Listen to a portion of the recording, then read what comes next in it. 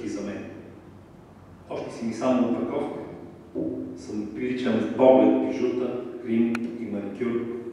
Като списание луксозно те разлиствам, но искам да проникна аз душата твоя и там да разбера коя са сърчности за мен. Още колебания в теб изпитвам, коя е красотата ти и къде стои при мен. Още чакам да отвориш ти сърцето си към мен изцяло. Там в него аз да се огледам.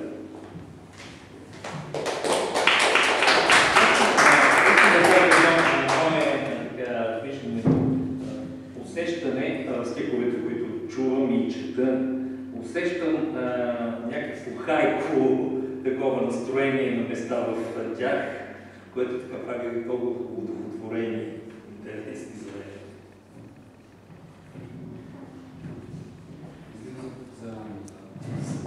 Може ли аз да прочета нещо? Да. Кажи ми кое. Извинявам се на публиката, но трябваше да говоря за Георгия. Знаете ли какво казах? Казах, нали, че ние трябва да направим така, че да го харесват и следващите поколения. Защото ние видяхме какво е насила да се харесват поети, писатели и така нататък. На сила хубаво не става. И ето сега няма насила и никой няма да харесва старото. Ние трябва да го сведем, да го направим харесваме. Да сме проводници от нашето минало към бъдещето. А те искат да изпонапишат двойки сега и да озлобят цяло едно поколение към старата поезия. Какъв въпрос, който се зададе за Георгий? Какъв въпрос? Не знам. Георгий най-вероятно в септември, това е било темата за... Всъщност, някаква гледна точка към Това е. Те видях стена нежност, дълбоко в недрата на сърцето, под външност, боядисана в напереност и хъс студен. Видях дълбоко, скрито, спи морева нежност. Видях това, море потопило, в него самотата и романтичните криле скрила сиди там. В теб това видях и виждам, пропуках твоята обвивка от стомана и там в слънце къпех се душата твоя.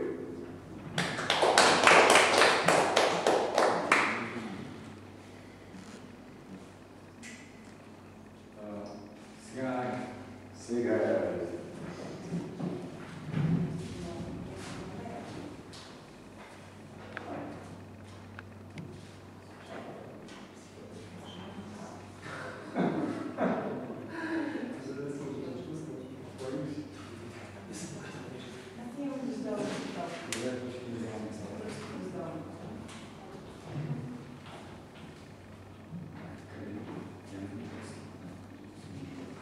Толкова много дъжд и не мога с него да ударя празнотата и страхове човешки в мен.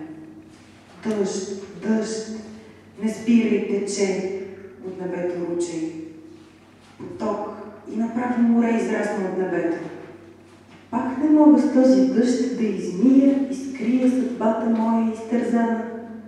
Грамотевица трещи в сърцето и светкавици черни ме пронизват в мен. И пак не мога да изплача аз дъжда в мен. Мрачно, сиво, мъртво време, души ме прогизнало с неспирния потоп и израстват в мене всички несполуки, любов, тъга, житейски ад, дъжда, разлиства ги в мен. И се давя в този дъжд. От устата ми дъжд от болка почна да тече и не спира да вали. Уж събуди всичките отрови в мен и нов живот им даде. Спри, спри, ще протегна аз ръце и ще премахна небосвода и друго небе ще построя и слънце ще изгрее.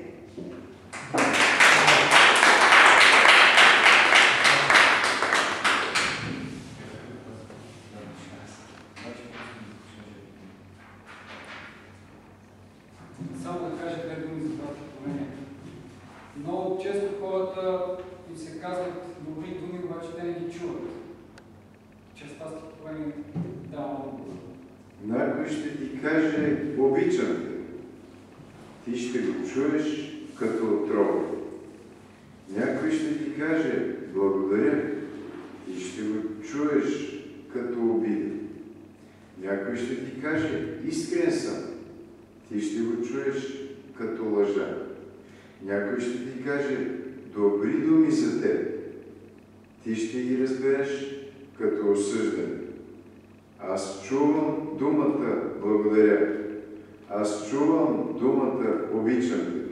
Аз чувам думата любов. Аз чувам думата сърце. Аз чувам.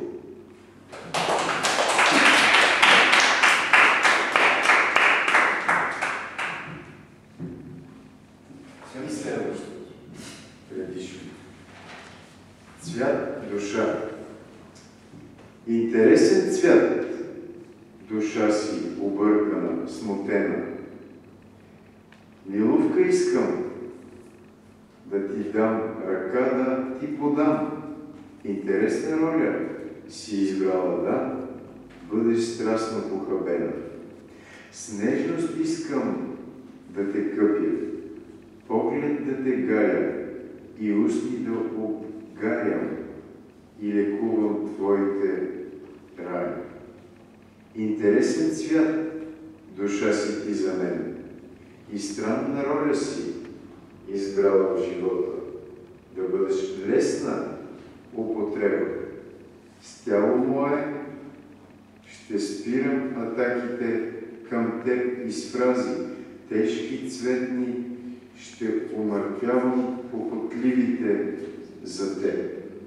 Интересен цвят душа си, като цвете от градина райска, цъфнало в бетона. Интересен цвят.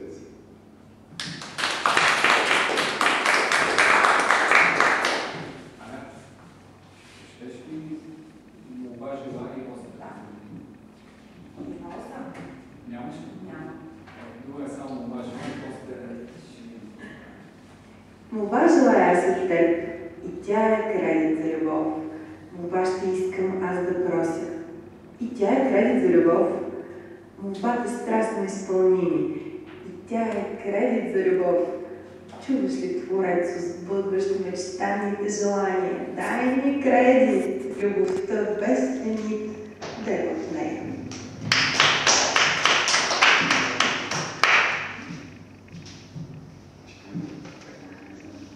О, прекрасно.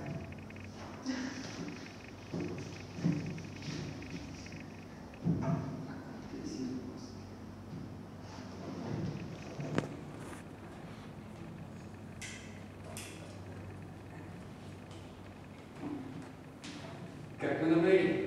Как ме откри? Аз те търсих с любовта. Как ме намери? Как ме откри? Аз те виждах със сърцето си. Как ме намери? Как ме откри? Винаги съм знаела, че си ти. Как ме намери? Как ме откри? Любовта ми насочи теб. Появи се и самия мен откри.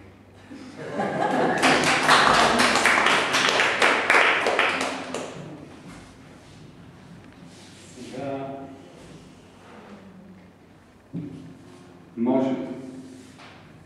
можем да си размениме понякога приятел. Можем волите да ги променяме. Можем в живота всичко да изменяме. Можем да се размениме с теб. Можем любовта да изменим. Можем и съдбите наши да променим. Можем.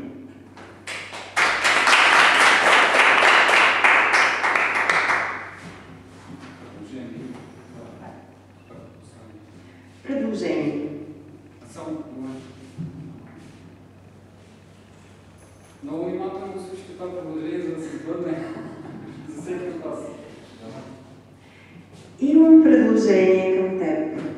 Да бъдеш влюбен и да не мразиш. Имам предложение към теб. Да бъдеш смел, а не страхлив. Имам предложение за теб. Да прощаваш, не да мразиш.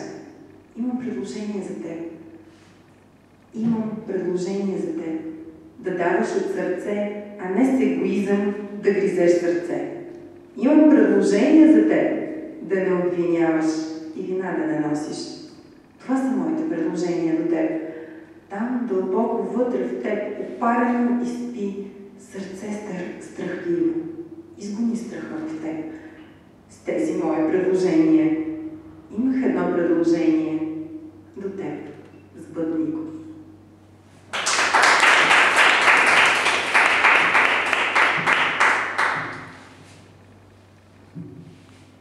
Надявам се да съм ви напълнил душите с любов.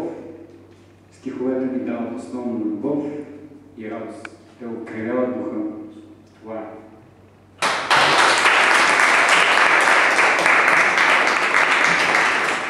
Мога да кажа, че съм много доволен. Отдавна не съм бил толкова доволен от литературно четене и ми се ще следващия път да има 200 човека.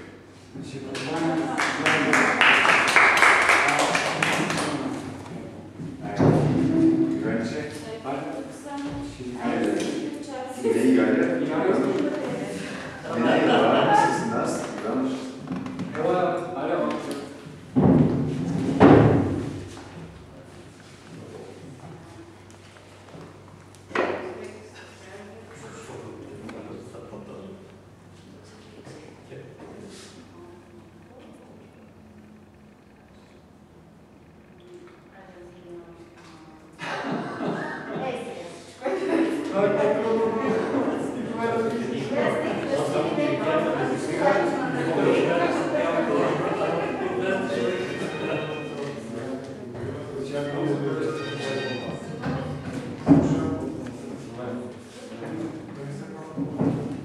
да, всеки може да се поява